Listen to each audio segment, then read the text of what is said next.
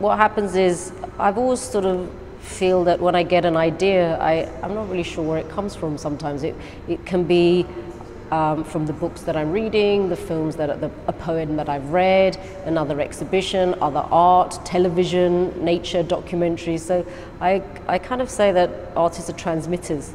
You know, we receive signals and then we send them back out. And sometimes I send things back out to myself or to other people. Sometimes they're not fully formed ideas. Sometimes what's coming back to me when I'm putting it back out there is just things like watch. Other things is like beware. Sometimes it's just this is not ready yet, or you know, sometimes even the works I feel sad by what's coming out, and then that sort of becomes the entry point into the next work. I've sort of said in the past that to be an artist you mustn't be human.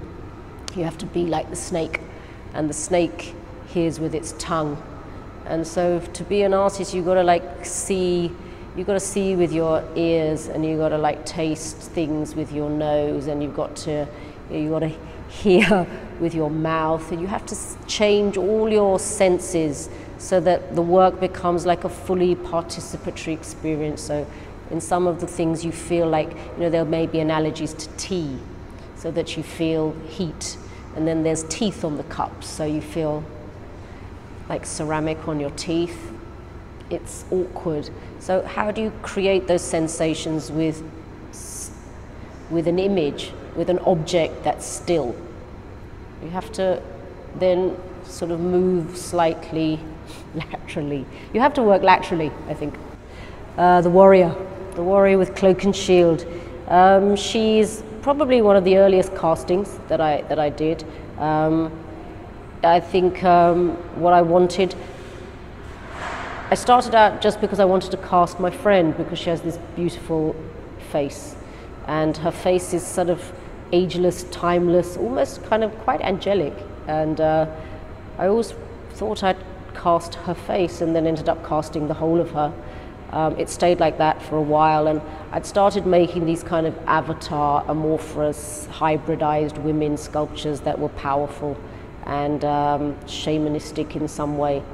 And she became part of the grouping, I suppose, of which you see 4 in here, but there are a few more. And she's sort of she's a warrior, because I wanted to name her as powerful. And she has the antlers, which are masculine, but she's female.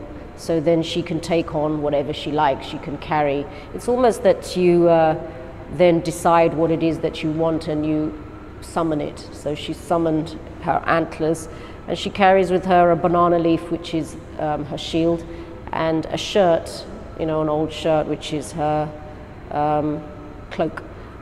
So it's not really very effective, but at some level you feel she's both vulnerable and fierce. Not really fierce, no, she's not fierce. She's powerful.